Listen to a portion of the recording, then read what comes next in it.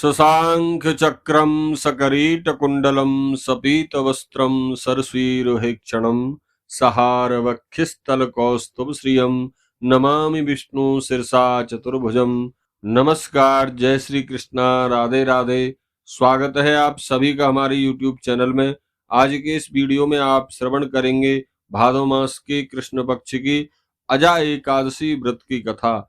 इस बार भादो कृष्ण पक्ष की अजा एकादशी का व्रत 19 अगस्त मंगलवार को किया जा रहा है।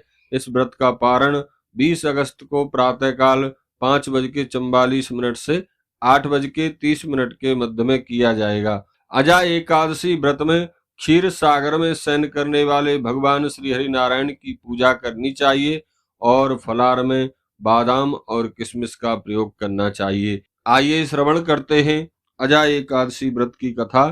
एक बार प्रेम से कहिए, बोलिए विष्णु भगवान की जय।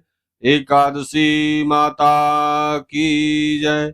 श्री राधा कृष्ण भगवान की जय। कुंती पुत्र युधिष्ठिर ने भगवान श्री कृष्ण से विनम्र निवेदन करते हुए कहा, जनार्दन, मेरी इच्छा भादो मास के कृष्ण पक्ष की एकादशी से संबंधित ज्ञान प्राप्त करने की हो रही है। कृपा करके यह बताइए कि इस एकादशी का क्या नाम है और इसका व्रत करने की विधि क्या है। जनार्दन भगवान ने उत्तर दिया, राजन, भाद्रपद मास के कृष्ण पक्ष की एकादशी का नाम अजा एकादशी है। इसका व्रत करने से सभी पाप नष्ट हो जाते हैं। इस दिन जो कोई भी मनुष्य भगवान की भक्ति पूर्वक पूजा करते हैं, व्रत करते हैं, उन्हें सभी पापों से छुटकारा मिल जाता है।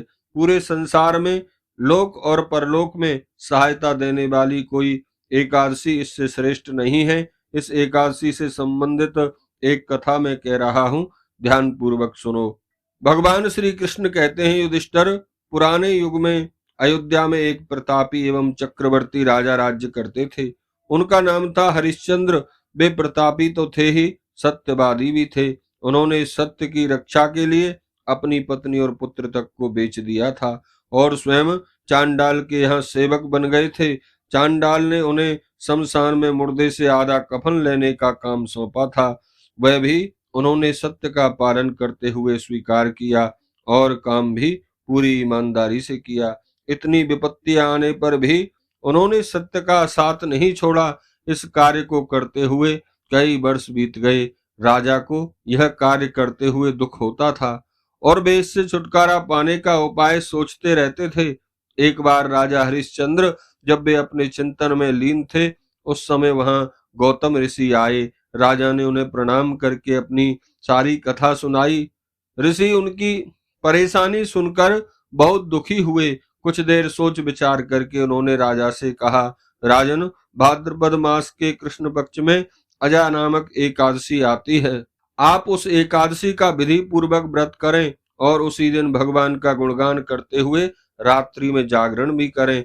इससे आपके सब पापों का नाश हो जाएगा। यह कहकर मुनि अंतर ध्यान हो गए। जब भाद्रपद मास के कृष्ण पक्ष की अजा एकादशी आई तो राजा ने गौतम ऋषि के कहे अनुसार विधि पूर्वक व्रत एवं रात्रि जागरण किया। उसके प्रभाव से राजा के सभी पापों का नाश हो गया। स्वर्ग में बाजे बजने लगे और साथ ही फूलों की वर्षा होने लगी। राजा ने देखा उनके सामने ब्रह्मा, विष्णु, महादेव के साथ अन्य बहुत से देवता खड़े हैं।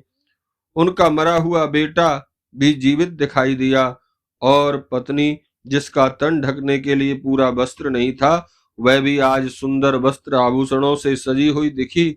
उन्हें अपना खोया हुआ राज्य एवं पुत्र प्राप्त हो गया। मृत्यु के समय वे अपने परिवार सहित वैकुंठ लोक को चले गए। श्री कृष्ण भगवान कुंती नंदन युधिष्ठिर से कहते हैं, राजन, यह सब अजा एकादशी के व्रत का ही प्रभाव था। जो मनुष्य भक्ति भाव के साथ विधि विधान से इस व्रत को करते हैं, उनके सभी पाप कट जाते हैं और अंत में उन्हें भगवान का सामीप्य मिलता है। इस कथा को सुनने या पढ़ने से अश्वमेध यज्ञ का फल मिल जाता है। बोलिए एकादशी माता की जय। विष्णु भगवान की जय।